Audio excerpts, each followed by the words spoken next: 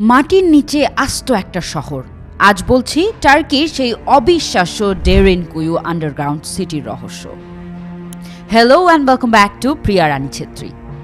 1963 সালে তুর্কির এক ব্যক্তি নিজের বাড়ির দেওয়াল ভাঙতে গিয়ে হঠাৎ আবিষ্কার করেন এক গোপন সুড়ঙ্গ। And that was the beginning of a huge mystery.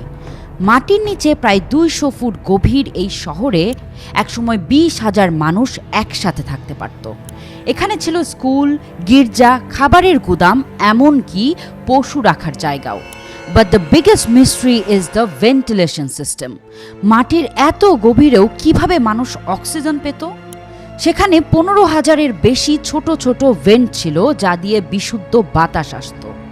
আক্রমণকারীদের হাত থেকে বাঁচতে তারা ব্যবহার করত বিশাল এক সার্কিউলার স্টোন ডোরস, যা কেবল ভেতর থেকেই খোলা সম্ভব ছিল। কারা আর কেনই বা এই শহর বানিয়েছিল? Was it for protection against war, নাকি অন্য কোনো প্রাচীন ভয়? It's truly an engineering marvel from the past. মাটির নিচের এই গোলক ধাঁধায় যদি আপনাকে যেতে বলা হয়, আপনার কি ভয় লাগবে? কমেন্টে জানান। আমি প্রিয়া রানী ছেত্রী, দেখা হবে পরের ভিডিওতে।